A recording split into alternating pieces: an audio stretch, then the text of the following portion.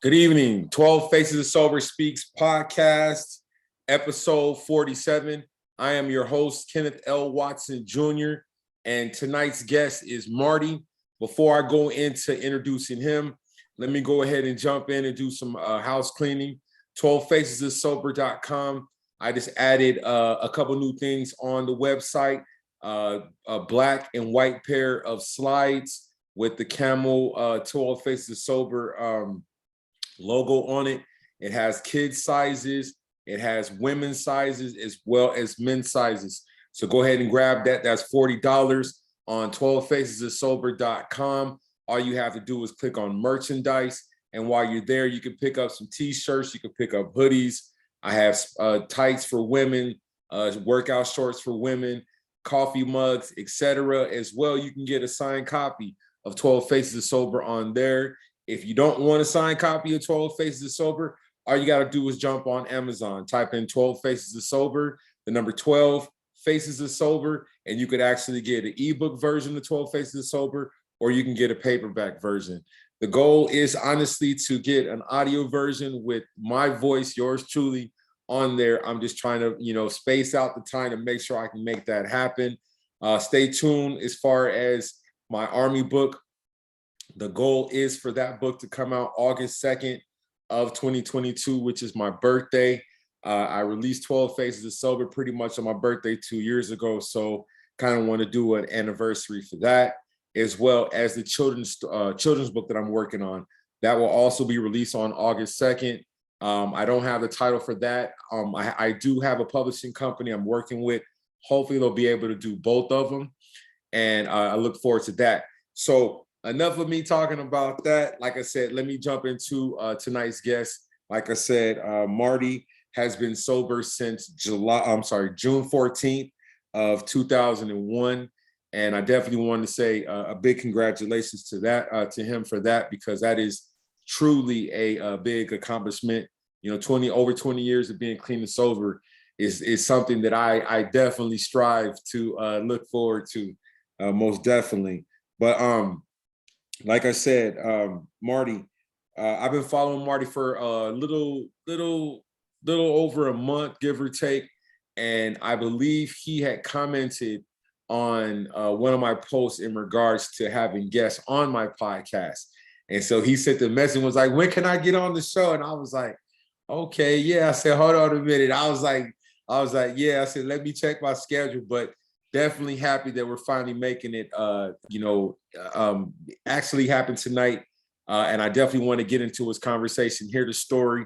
And like I said, hopefully be able to help someone else in the community. So Marty, welcome to 12 Faces of Sober Speaks podcast. Thank you, Kenneth. Real quick, I'm Marty and I'm an alcoholic and a drug addict. Anytime that I see somebody doing exactly what you're doing, I want to be a part of it, because we're everywhere. We're everywhere and we're suffering in silence. And if we can get it out there and say, hey, listen, you don't have to suffer in silence no more. We're here. Then I want to be a part of that, So when I seen your platform, I thought, hey, I liked your content. I liked what you was about. So I was like, hey, let's do this thing, So I'm glad I'm here. Thank you. Appreciate it. So let's start. When I would say, how was your growing, upbringing? Did you, was alcohol and drugs in the home? Was it something that you witnessed, or was it something that you more or less you picked up in your adult years of life?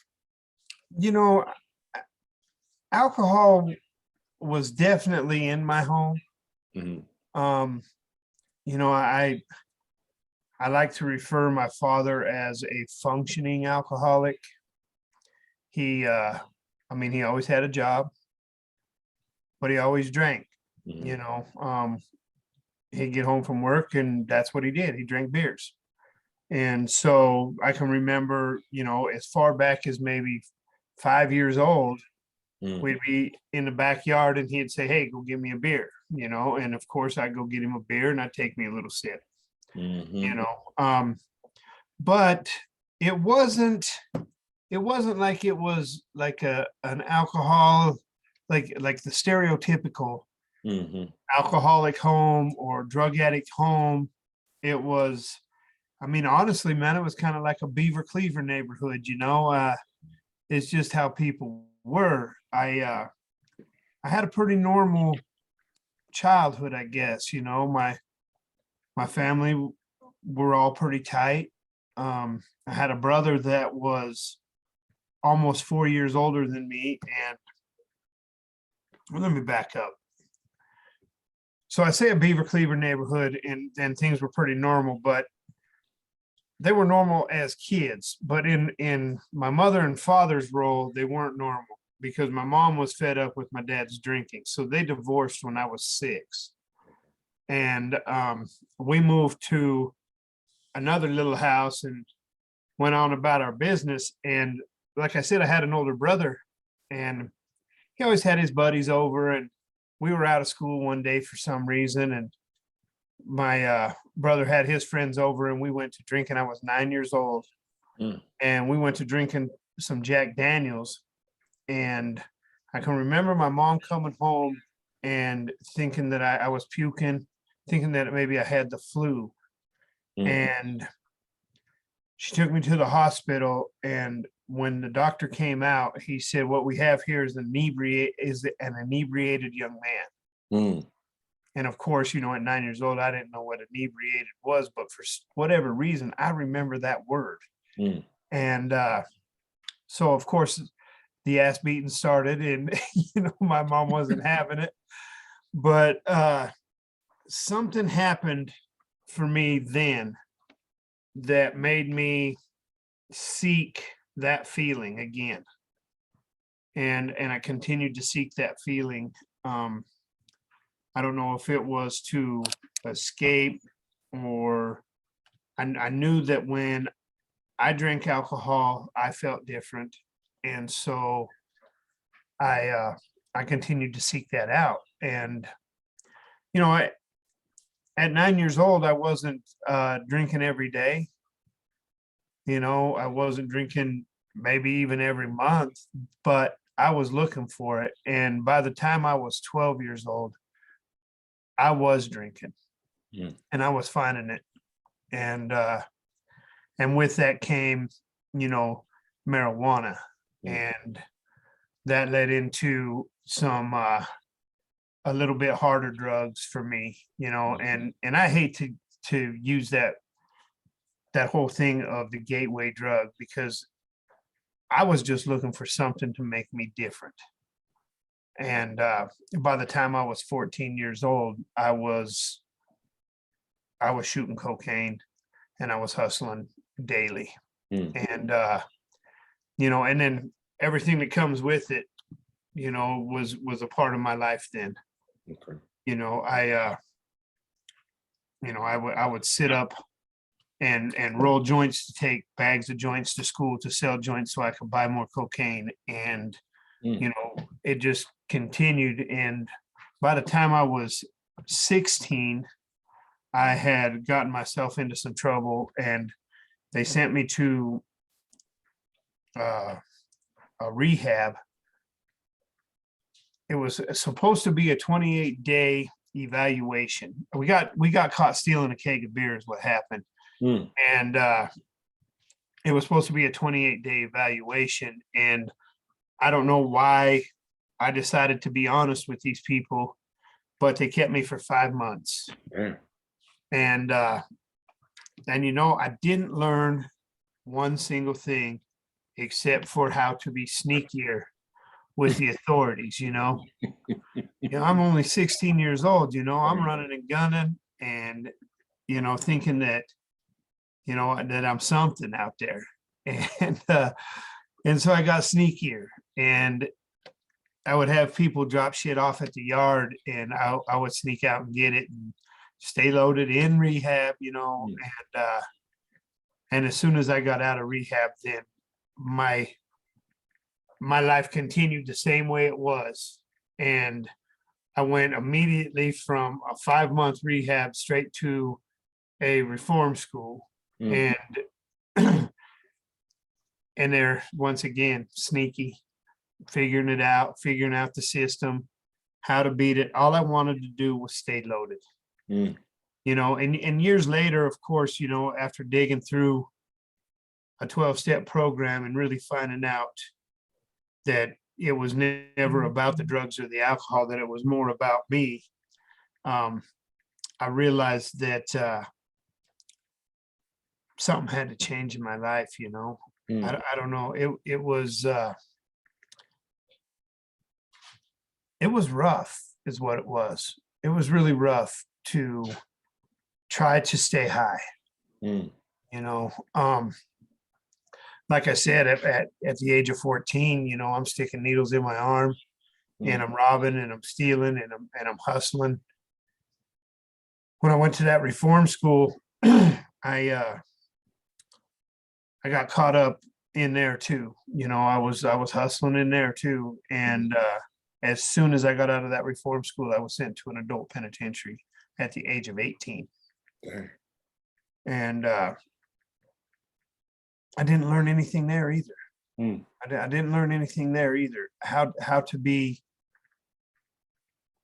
more sneaky. I guess that's the best word for today, is sneaky, because I was always keeping shit with me at all times, and when I got out of that prison, I went right back to doing what I do. And that's getting loaded and hustling. And by the time I was 23, I had caught a case with the United States of America. And I can remember it as if it was yesterday. They kicked in the front and the back door, and they came in just like you see on TV, in them big black suits with machine guns, screaming, "Get on the floor, get on the floor." And they put that paperwork underneath my nose that said, "The United States of America versus Martin Scott Evans." And I can remember thinking, like, man, what have I done? What have I done? Because any other time that I ever got in trouble, it was a state thing, so what? What are they going to do? Big deal. But when the country is after you, then, something bad has happened in my life for me to get to this point. And so they sent me to federal prison. I got a 9-year sentence. They sent me to federal prison for conspiracy to possess and deliver methamphetamine, marijuana, and cocaine. And they shipped me out, and I had every intention of not going back to that life. Every intention, and that just didn't work for me. When I got out, I got a job. I thought that I was doing the next right thing. And the guys that I worked with, just hardworking guys, but they like to drink beers. And so after work, they'd say, "Hey, we're going down to this bar. You want to go?" And there for a little bit, I'd just, "Nah, I got to get home." But pretty soon I was down at that bar drinking them beers, and the beer wasn't doing for me what the cocaine and the methamphetamine was doing for me. And so I found myself looking around the corners of the bar to see who was standing back by the pool tables, who was hustling, because I could always pick them out. And then just so happened I seen the guy and struck up a conversation, and I'm right back in the game. And I had done my time with the feds, and I had like 4 years of paper to do, and I did all of it except for about 4 months up to that point. Well, my way of thinking was, I've given these guys 9 years of my life. If I hide out for 4 months, just stay high, hide out, because you know how it is. You only live in the nighttime when you're on that shit. You know what I mean? You only live in the nighttime. So I could hide out. Then once my number was up, I was done. Nothing. Well, I got back to my apartment and there was a note on my door from my parole officer that said, you have 24 hours to report or you're going to be classified with an escape. Mm. And I knew from doing as much time through my life that an escape was a mandatory minimum of 5 years. And so I went in and I walked into his office and he said, he said, I'm not even going to pee test you. He said, I can tell you're dirty. And he said, so you got an option. You can either take an 11-month violation or you can go to a 28-day rehab. Mm. And I'm like, fuck that.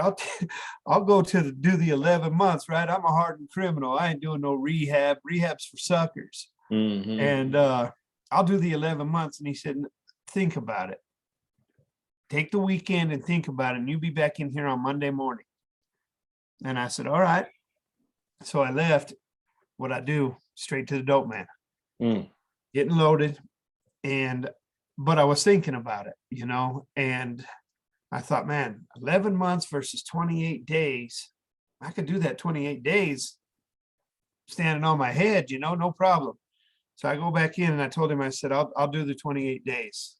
And he said, I thought so. And I said, but, I got a dog and I got a house. I need to get my affairs in order. So how about like in a week, maybe 2 weeks, I'll check in. He said, no, you go today. Mm. I said, today? Yeah, today. I said, all right. So he sent me to this rehab. I did the 28 days in their rehab. And on the 28th day, when I was supposed to get out, the feds showed up. Mm. And they said, you need to come with us.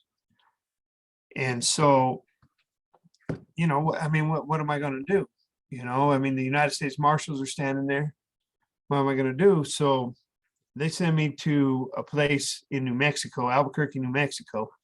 Mm-hmm. And I had to go, they put me like in this halfway house, waiting to go to court to answer for me not reporting to my parole officer while I was out. And so just like every time I ever got out, man, first thing I did when I got to that halfway house is I got a job. Mm. And, I'm going to do the next right thing again. So I get a job and about 3 weeks or so go by. They take me to court and I go in front of this judge and she said, you've given us 9 years of your life. You're free to go. Mm. You've done your time. And I can remember thinking like, God answered these prayers, because the only time I ever prayed back then is when I get myself in a bind, Mm-hmm. and it would be one of them prayers, hey, God, get me out of this one and I won't do it again, Mm-hmm. kind of thing, and so I was thinking like, man, God got me out of this. And so she said, you have a lot of choices to make in your life from here on out. You can either continue down this road or you can get yourself together and have a good life. You're still a young man. And so I was like, yeah, I'm going to get my life together. So I left there. They gave me like 30 minutes to leave the courthouse, to get back to that halfway house, get my stuff out of there and go do my life, whatever I want. My number was dead. Mm. So I got my stuff and I went back to this little town that I was living in. And I had a plan.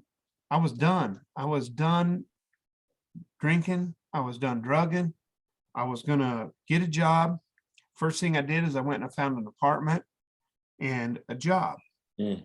Well, while I'm out, getting little things for my new apartment, my new life, I run into a guy that owed me some money. Mm. And I said, hey, listen, I've changed my life. I'm doing things right. And you owe me this money. And so I need it to continue living right. Mm-hmm. And he's like, I don't have the money. And I said, well, I'll tell you what, I got this apartment and I really would like to have this surround sound system.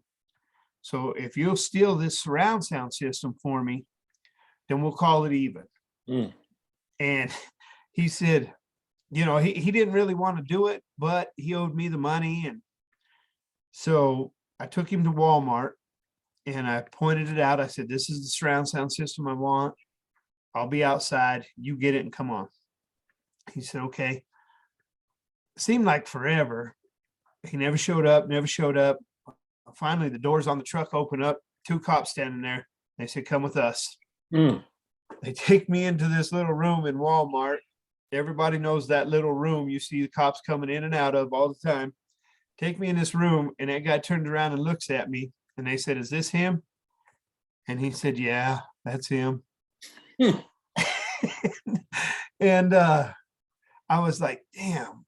So they arrest me for conspiracy to shoplift. Mm. Conspiracy to shoplift. I wasn't even shoplifting,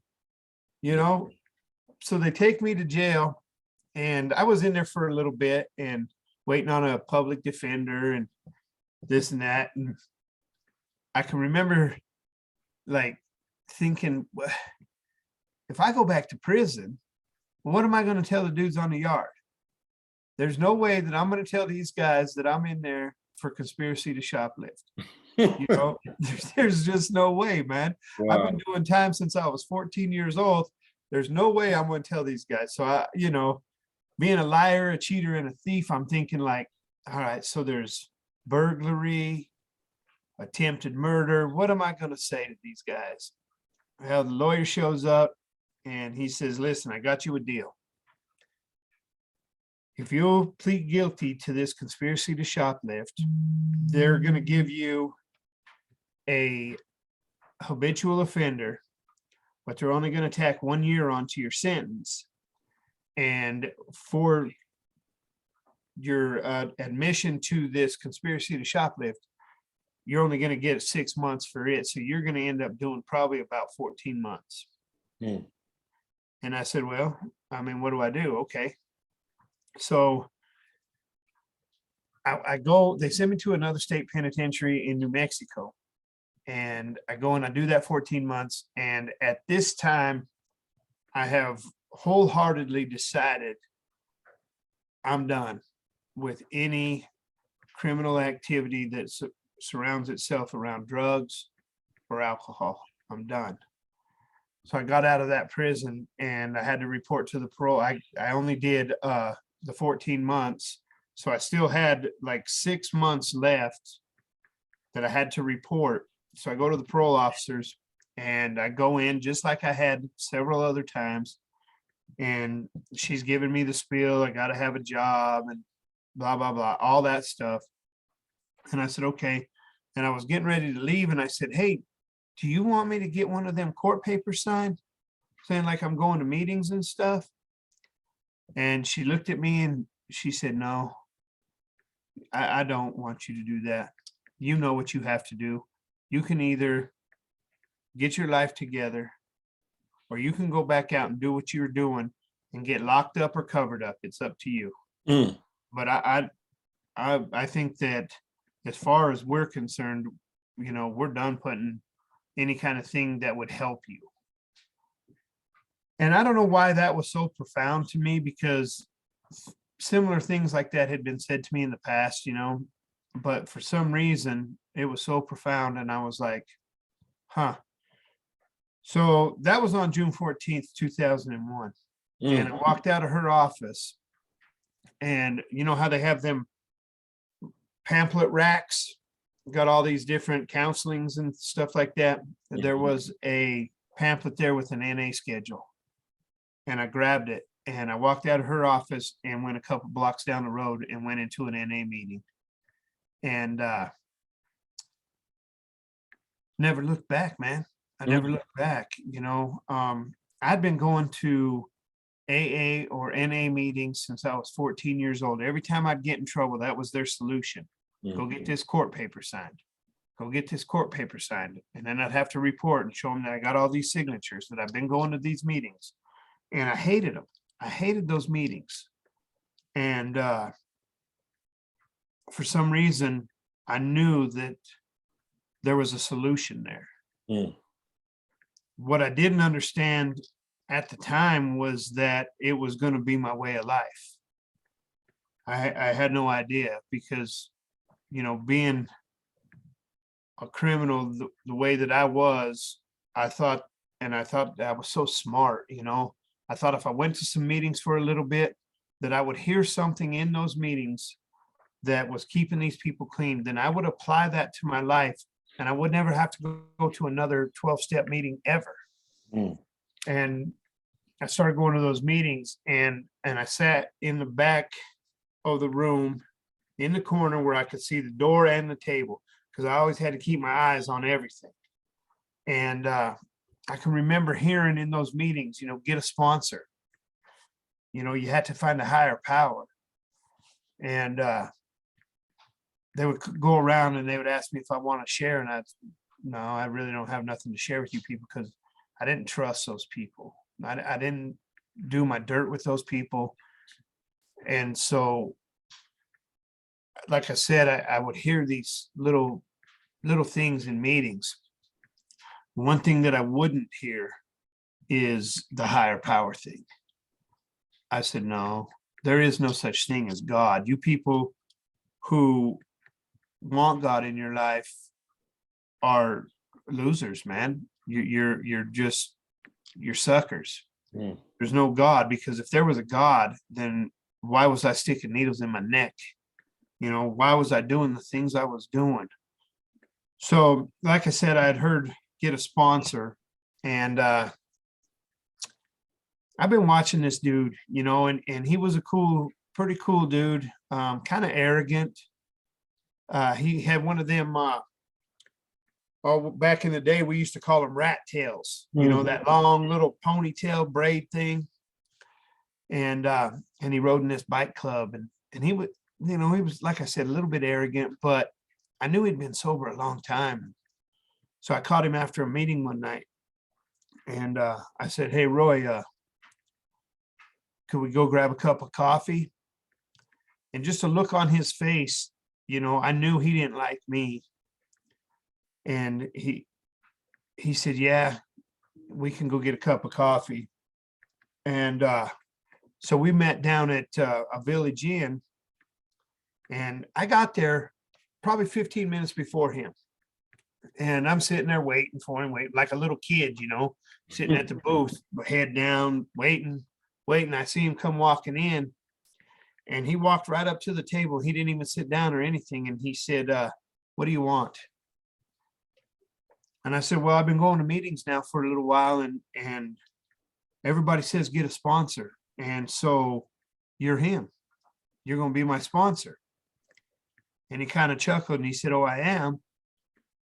And I said, "Yeah, I want to stay clean and sober, man. And I think that you could probably help me." And he sat down and he said, "I'll be honest with you, man." He said, "I don't think you've got a snowball's chance in hell of staying clean and sober." Mm.